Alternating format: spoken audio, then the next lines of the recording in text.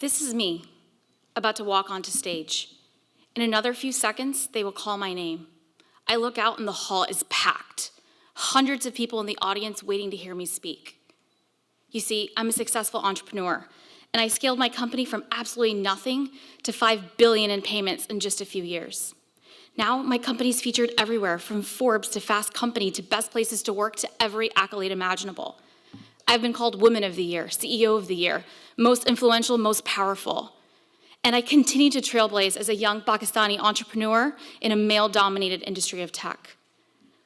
But as I prepare to speak to the audience about my success, there's some things that they don't know about me.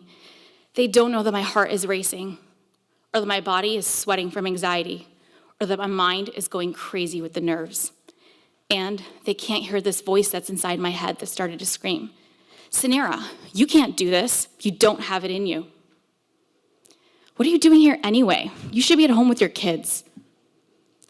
Why do you keep putting yourself out there? They're going to judge you. You're not cool enough. You see, I lack self-confidence. I have major anxiety, and I continually doubt myself. I doubt my thoughts, my abilities, my achievements, and my accomplishments. My negative self-talk, feelings of inadequacy, dwelling on past mistakes, and quite frankly, just not feeling good enough. That's the voice that screams the loudest in my head every day, and that's the voice that they can't hear. When people see me in magazines or follow me on social media, they probably see this super courageous, badass executive who has her entire life in order. That image that everyone sees about me isn't how I feel. I feel the complete opposite. And here's the thing. I know I'm not alone. Many of you may feel the same way too. Like me, you're probably struggling to stay on top of everything. Work, life, family, career, hobbies, community, social media. You're just pretending to be good enough. The little voices in our head with different messages and agendas can make or break any experience, or worse, alter the way that you show up. So, what can we do about these voices? How do we stop them from getting in the way of not only like a big event like giving a speech, but from completely ruining your day-to-day experiences and your relationships? Let me share with you tonight an art that I've learned, something that has helped me in my journey along the way. At some point, I realized that I have a lot of different voices in my head, and I'm not crazy. And they're not all telling me bad stuff either. Some of them are actually really supportive. And even the ones that are saying the absolute worst things, they're just trying to be helpful in their own way.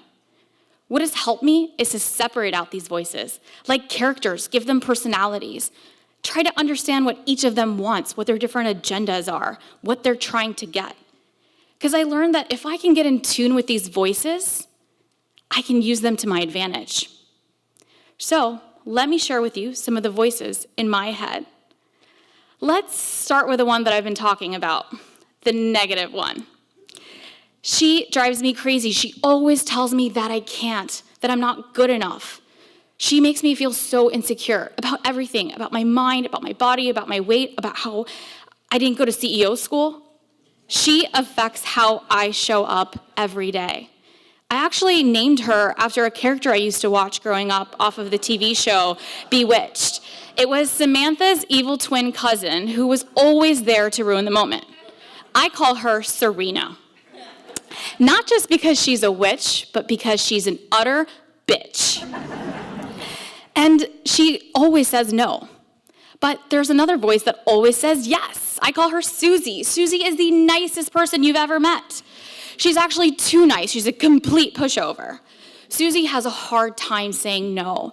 And yeah, sometimes a business needs Susie to say yes to every single opportunity that comes my way, but it can be a detriment. If it were up to Susie, my calendar would be crazy with all the things that Susie makes her say yes to. And that event that I was telling you about earlier, Susie was the one who signed up for it. And when Eddie called me to say, hey, Suneera, can you do PechaKucha tonight? It was Susie who said yes. So, and then there's Sasha. Sasha is my favorite. Sasha is fierce. Sasha is relentless. She's hardworking. Sasha does not let anything get in the way. Sasha is everyone's favorite. Everybody loves Sasha. I love Sasha. We all need to channel our inner Sasha before showing up to a big event or an important meeting. But I can't be Sasha every day. It's exhausting. I can't listen to an overconfident version of myself, especially if she won't let me relax, take a break, enjoy the moments. And so you see, we need all of these different voices, but we need to be in charge of them instead of letting them be in charge of us. We need to use the right voice at the right time for the right reasons. The difference is who we hand the microphone to. Serena, she knows when something is wrong. So she helps protect me from when something just doesn't feel right. Susie is nurturing and caring. So I need her at home with my family so I could be the best mother I can be to my 2 beautiful daughters. And Sasha, I need Sasha every day at work to show up and tackle every roadblock. Imagine a world where you didn't have to hear the voice that just screamed the loudest, but to the voice that you needed the most at any given moment. Like, say, listen to the voice that says, no, I can't right now. I need to take a break. I need to pause. Or say yes, not to be a people pleaser, but to say yes with purpose. And like, let's say when you're about to give a speech in front of 300 people, channel your inner Sasha. I made a point to check in with her tonight before I came on stage. And you know what she said? Suneera, you've got this, girl. You've earned your spot to be here. Go crush it.